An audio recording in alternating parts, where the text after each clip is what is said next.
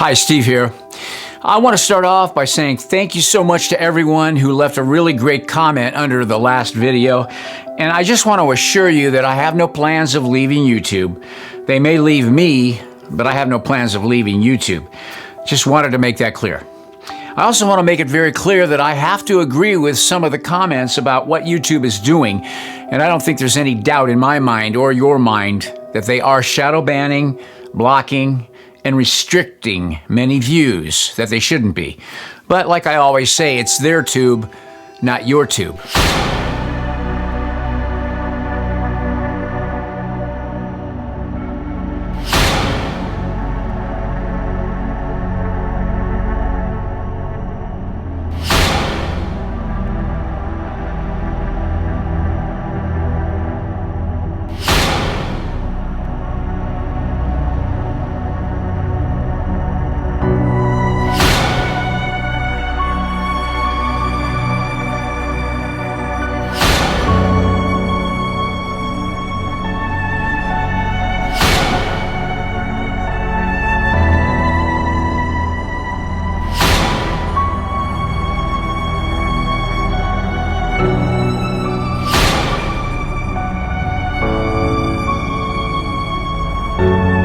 If you've been keeping up with the news for this last year, in 2023, it's pretty apparent we're going to be facing some real big challenges in this next year. But I thought we should take a look at some of the things that we faced last year and the year before, and then what we came to learn as we went on. Sometimes it takes a little time for us to wake up. For others, it takes more than a little time until it's right in their face and can't be denied anymore. Seems like that's what the year 2023 brought. It brought an eye-opening awakening to many, many people. We were told not that long ago to trust the science. When the chips are down, these civilized people, they'll eat each other. You are the unvaccinated. You are the problem. It is the unvaccinated who are the problem, period, end of story. The only people that you can blame, this isn't shaming, this is the truth. Maybe they should be shamed, are the unvaccinated. It's time to start blaming the unvaccinated folks, not the regular folks. Anyone you came into contact with will blame you, as will the rest of us who have done the right thing by getting vaccinated. Because frankly, we know that we can't trust the unvaccinated. I think it's time to get our moral house in order, Anderson. It's the unvaccinated who are the threat. All of us vaccinated folks are going to start wearing masks to protect the unvaccinated folks. It's called a Christian value. You're basically punishing the vaccinated for the sins of the unvaccinated. People are not behaving honorably. The unvaccinated are basically saying, well, it's open season for me. I can do whatever I want as well. The unvaccinated are basically beating their breasts and running around the country saying, we don't care, we're living free, and so forth. We've been patient, but our patience is wearing thin. The unvaccinated, a group that includes children and people acting like children. And the rest of us are starting to get pissed off. The vaccinated feel the unvaccinated are making me upset or angry. This is not about freedom or personal choice. Well, my freedom is being kind of disturbed here. No, screw your freedom. The other day, Howard Stern weighed in with a much different approach. Take a look. When are we going to stop putting up with the idiots in this country and just say, it's mandatory to get vaccinated? Their freedom. But you're treading on our freedom and you're making other people sick, and really you're killing other people. The anti-vaxxers, they seem to have a thing for death and home remedies. The anti-maskers turned anti-vaxxers are not just putting their own lives at risk. If that was the issue, we could just say that we can watch them compete to win place or show in the Darwin Awards. We have to start doing things for the greater good of society and not for idiots who think that they can do their own research. And don't get me started on the lunatics who won't take any of the COVID vaccines. Life is too short to be an ass. Life is way too short to be ignorant of the promise of something that is helping people worldwide. Maybe you're doing it because you're disconnected or disorganized. Maybe you have some sympathetic psychological reasons. But maybe you're just being antisocial. Oh, you can't shame them. You can't call them stupid. You can't call them silly. Yes, they are. Those who are not vaccinated will end up paying the price. The unvaccinated should be taxed. They should pay more for health care. We need to start looking at the choice to remain unvaccinated the same as we look at driving while intoxicated. We're going to see, and I've said, almost two types of America. Dr. Fauci said that if hospitals get any more overcrowded, they're going to have to make some very tough choices about who gets an ICU bed. That choice doesn't seem so tough to me. Vaccinated person having a heart attack? Yes, come right on in. We'll take care of you. Unvaccinated guy who gobbled horse goo? Rest in peace, Wheezy. Pointing back to the unvaccinated who are really creating a problem in this country, every death that we are seeing from COVID could have been prevented. Literally, the only people dying are the unvaccinated. And for those of you spreading misinformation, shame on you. We were berated, mocked, put down, shamed if we didn't. The greater good. What is greater than just doing good? Not for idiots that think they can do their own research? Listen, idiots don't do any research. That's why they stay idiots. You're a lunatic if you won't take any of the COVID vaccines? Life is too short not to be taking advantage of something that is helping people worldwide? Maybe you're just being antisocial. The unvaccinated should be taxed. They should pay more for health care. We should look at the choice of being unvaccinated like driving while intoxicated. Every death that we are seeing could have been prevented. The only people dying are the unvaccinated. For those of you spreading misinformation, shame on you. Shame on you.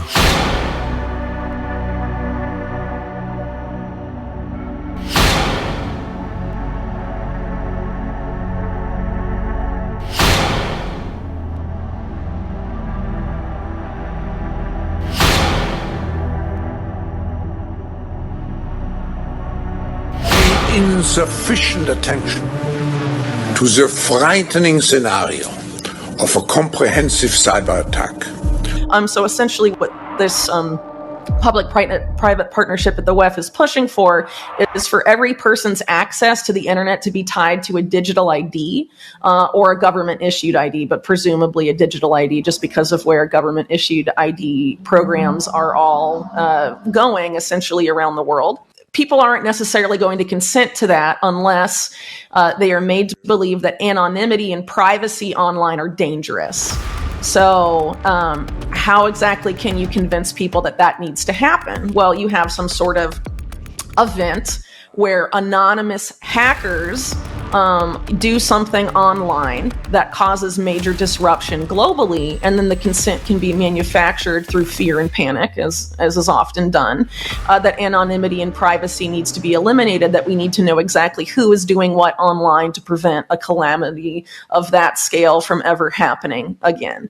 And this is the exact solution that these guys have been cooking for a very long time. Hackers affiliated with China's People's Liberation Army have infiltrated critical services here in the U.S. It was actually a very shocking result to us that there's very few number of substations you need to take out in the entire United States to knock out the entire grid.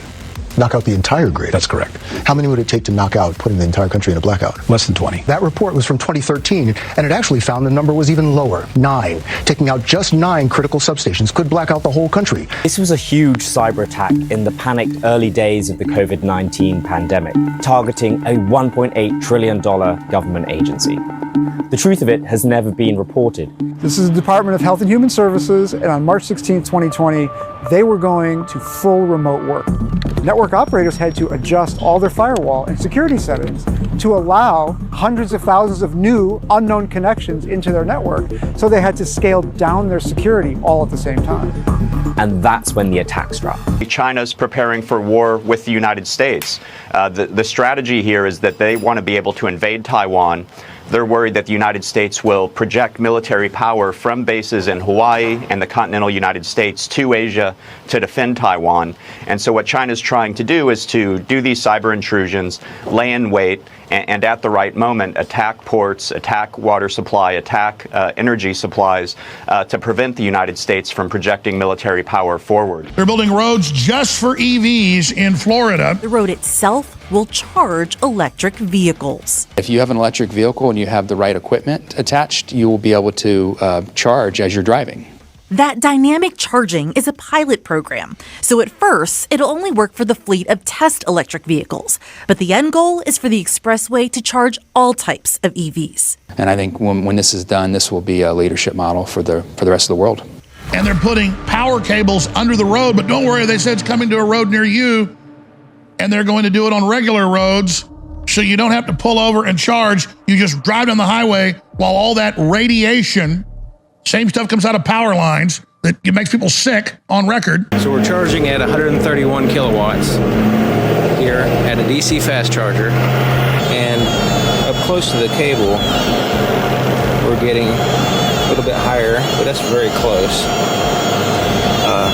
EMF. We have a nuclear power plant offline because a water pump froze. We have coal plants offline because equipment froze or the coal piles froze. We have some solar panels covered in snow. We have some wind turbines coated in ice. One woman in Texas filed a class action lawsuit against Texas power provider Griddy Energy after she was charged $9,500 for electricity during the week of the storm. It's out of PBS in Austin. Almost 3 years since the deadly Texas blackout, where the feds ordered the state not to boost power, a panel of judges from First Court of Appeals in Houston, have ruled that big power companies cannot be held liable for failure to provide electricity during a crisis. The reason is Texas deregulated energy market. No, that's not the reason. They went a week before the Blue Norther hit, so we need to be able to up power. But those were coal power plants and gas plants, and they said no. A new report shows more people died in the Texas winter freeze last February than previously reported.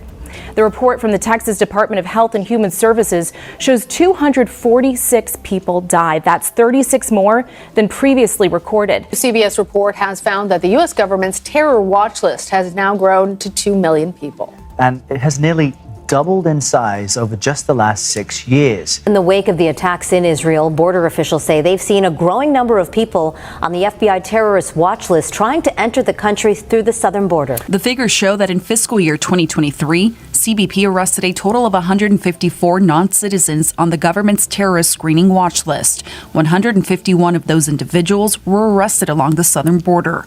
The numbers are up from 98 in the last fiscal year. The numbers represent a small fraction of all migrants processed at ports of entry. We are right now in a very dangerous moment in the world, a very unstable situation. News Nation has learned asylum seekers in New York City are going door to door looking for help on Staten Island. I want to be very clear. Our borders are not open.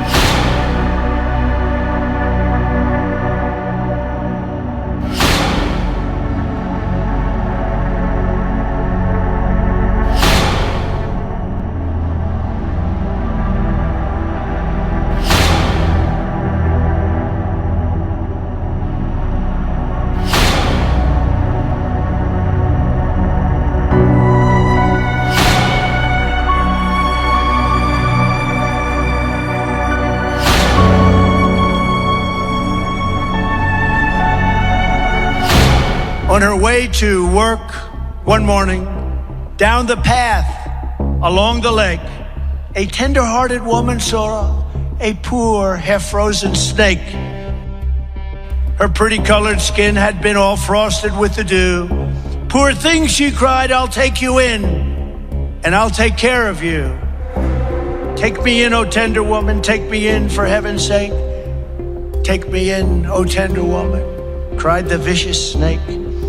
She wrapped him up all cozy in a comforter of silk and laid him by her fireside with some honey and some milk. She hurried home from work that night, and soon as she arrived, she found the pretty snake she'd taken in had been revived. Take me in, O tender woman. Take me in for heaven's sake. Take me in, O tender woman, sighed the vicious snake. She clutched him to her bosom. You're so beautiful, she cried. But if I hadn't brought you in by now, you truly would have died. She stroked his pretty skin again and kissed him and held him tight. But instead of saying, thank you, ma'am, the snake gave her a vicious bite. Take me in, O tender woman, take me in for heaven's sake. Take me in, O tender woman, sighed the vicious snake. I saved you, cried the woman, and you've bitten me, but why? You know your bite is poisonous, and now I'm going to die. Shut up, silly woman, said the reptile with a grin. You knew damn well I was a snake before you took me in. I want to be very clear. Our borders are not open. Does that remind you of anything? Be ready, because what they're allowing into our country is very, very bad. I want to be very clear. Our borders are not open. Well, 2024 is barely 24 hours away. The Great Awakening has started in many areas, not just in the United States, but all over the world. So let me give you a plan for 2024. Pray, plan, participate. Pray, plan, participate in every way you can. God bless you and your families in this new year. If you're not ready to enter eternity, you can be. I leave a link in the description box below if you want Jesus, the Christ, in your life. Click on that link to go to the page that will help you do just that. Think about it.